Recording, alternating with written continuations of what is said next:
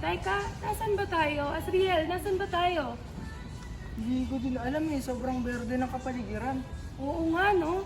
Alam ko na. Nasa gulayan tayo ng San Rafael Technological and Vocational High School. Pero, nasan yung isa nating kasama? Nasan si Krisha? Krisha, tara na. Ngayon naman, tayo ay kukuha ng glutamate flour para sa ating alloternate juice. Alam nyo ba na ang glutamate ay hindi lamang isang bulaklak? Pwede natin ito ihalo sa ating mga pagkain, inumin, na magbibigay sa atin ng iba't ibang uri ng bitamina.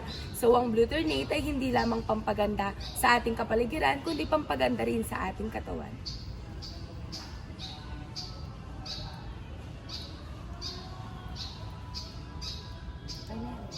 Ngayon naman ay kukuha tayo ng kalamansi na ihahalo natin sa ating alloternate juice. Alam nyo ba na ang kalamansi ay mayaman sa vitamin C? Ito ay nakakatulong sa paglilinis ng ating katawan. So ihahalo natin ito sa ating magiging inumin para ito ay mas maging malinamnam.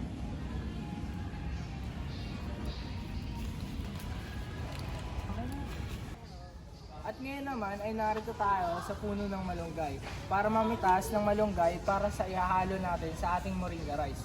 Alam nyo ba ang malunggay ay mayaman sa nutrients at sustansya? Magbibigay ito ng lakas at enerhiya sa ating katawan. Halina, samahan niyo ako mamitas ng malunggay.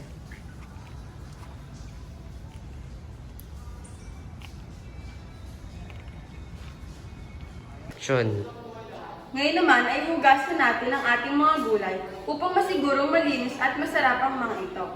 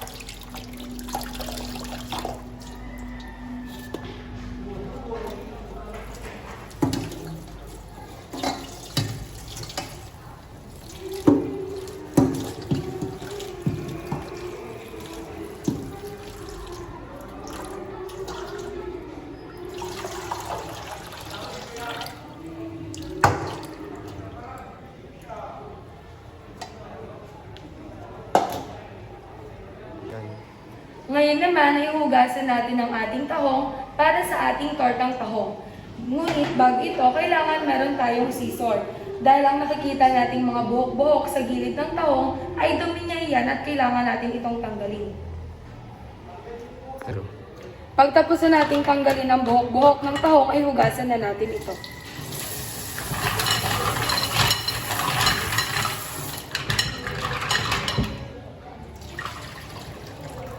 I-make sure na 3 hugas ito upang malinis talaga.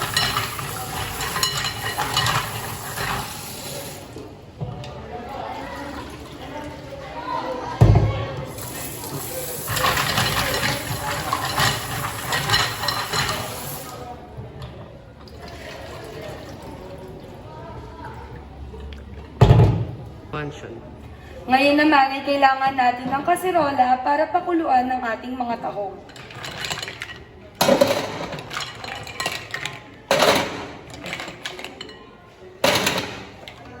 At lagyan ito ng kaunting tubig.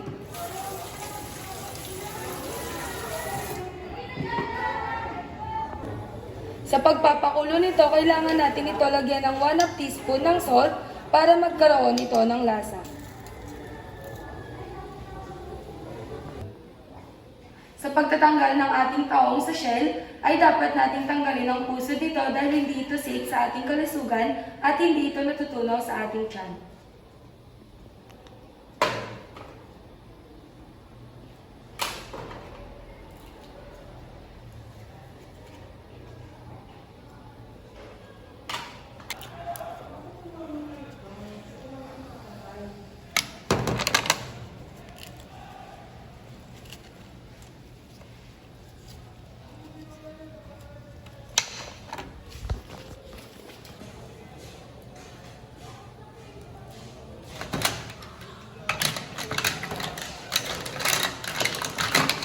Action. At ngayon naman, ito ang ating mga ingredients para sa ating tortang tahong. Siyempre, hindi mawawala ang ating tahong or mussels. At meron din tayong kalabasa, carrots, at medium size ng potato, medium size of onion, bell pepper, and garlic. And meron din tayong medium size of eggs. And syempre, hindi mawawala ang ating Maggi. Magic sarap na siyang magbibigay ng lasa rito. At meron din tayong 1/2 teaspoon of salt and white pepper. And also, hindi mawawala ang ating frying oil para sa ating pagluluto mamaya. Sasalin na natin ang ating mussels at kailangan natin gumamit ng rubber scraper para walang matitira sa ating food processor.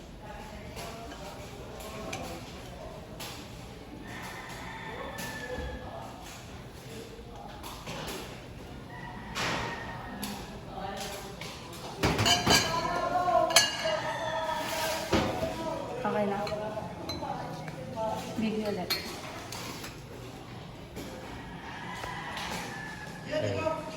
Wait lang. Wala pa eh. May ano, ma'am? Langaw.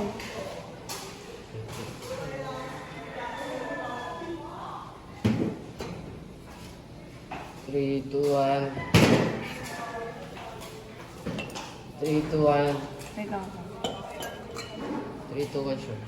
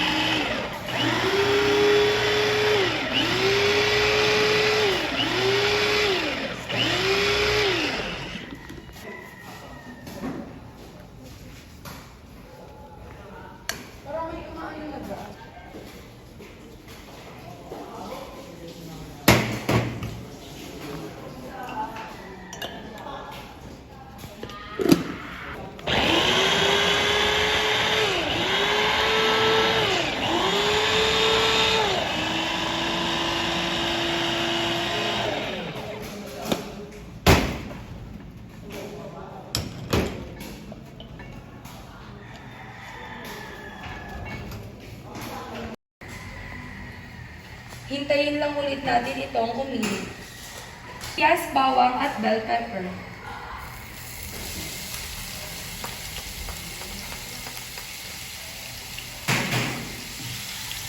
Haluin ng maayos.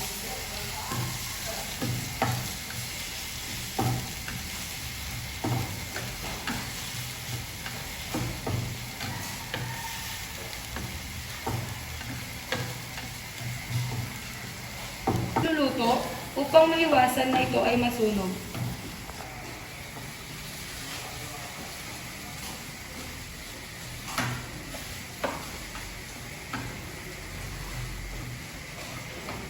At syempre,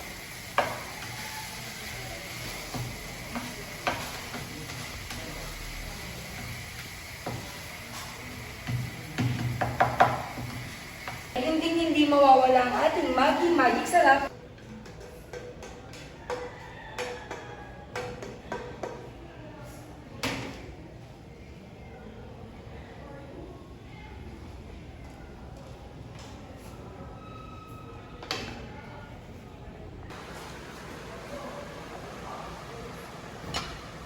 Haluing mabuti.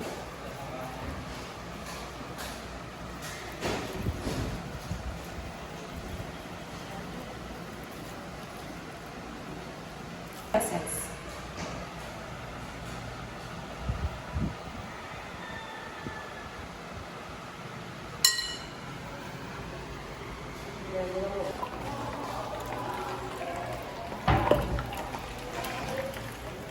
Kailangan na ito ay deep fry para maluto hanggang sa loob.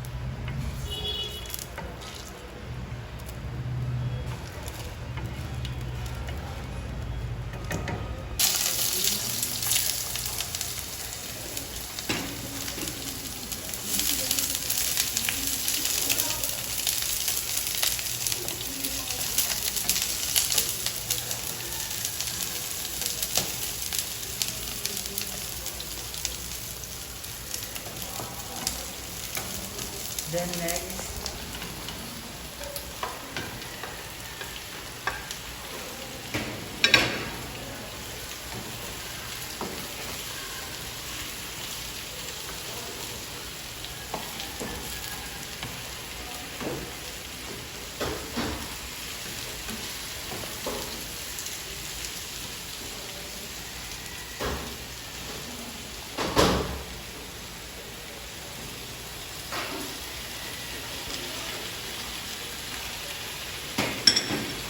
after that, the 1/8 teaspoon of white pepper.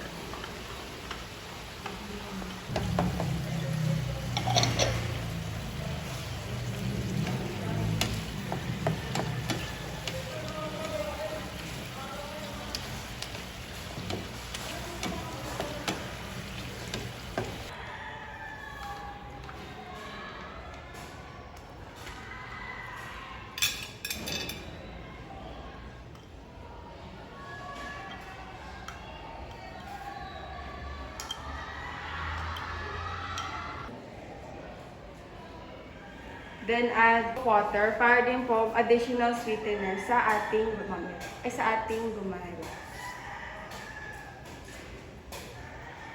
Then ibo-boil po